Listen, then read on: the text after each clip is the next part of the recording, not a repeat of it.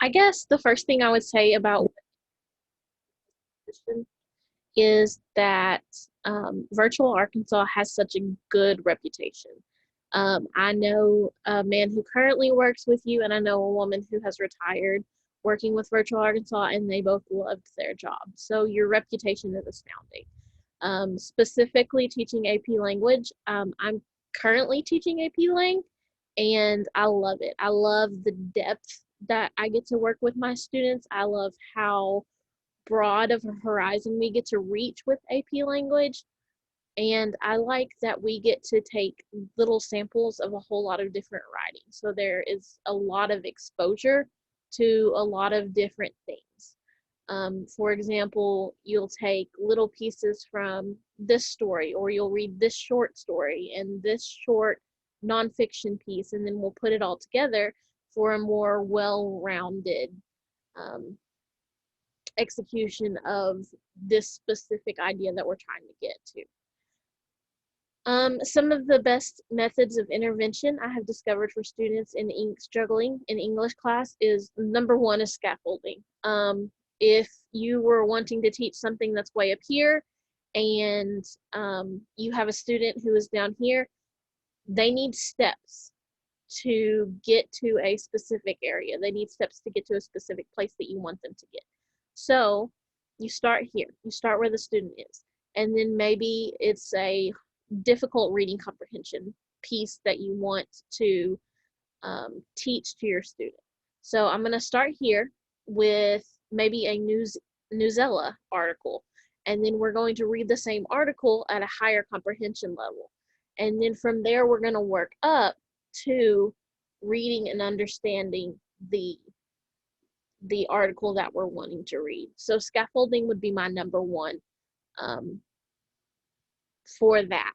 The second thing I would say is just creating those relationships with students. I have students who are really struggling to understand some different comprehension things, but I have a really good relationship with those students, so they try their hardest for me.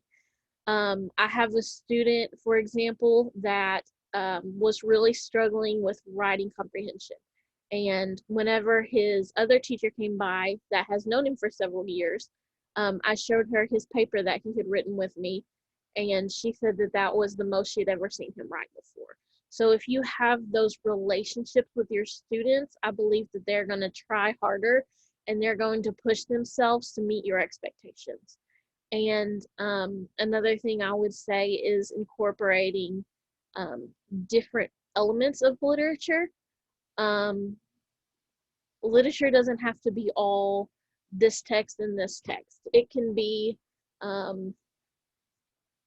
something that's fun, something that's more interesting, something that is relatable to the students, something that they already know a whole lot about. For example, one of my poetry assignments was where they went over this song and they broke it down into different sections, and we related that to stanzas and lines and things like that, where they could see how poetry could be reflected in something that they already knew.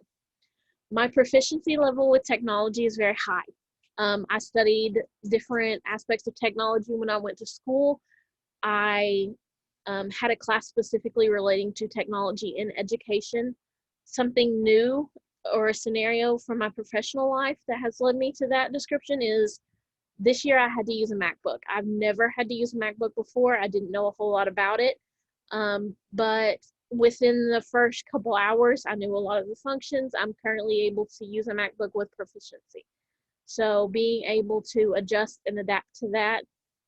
Also, we're using a module called Buzz, and I've had to adapt to using that. And it's not been a problem for me. I'm very good with technology. I'm always up to learn new technology, and I'm always here for learning. So thank you for letting me interview for this, and have a good day.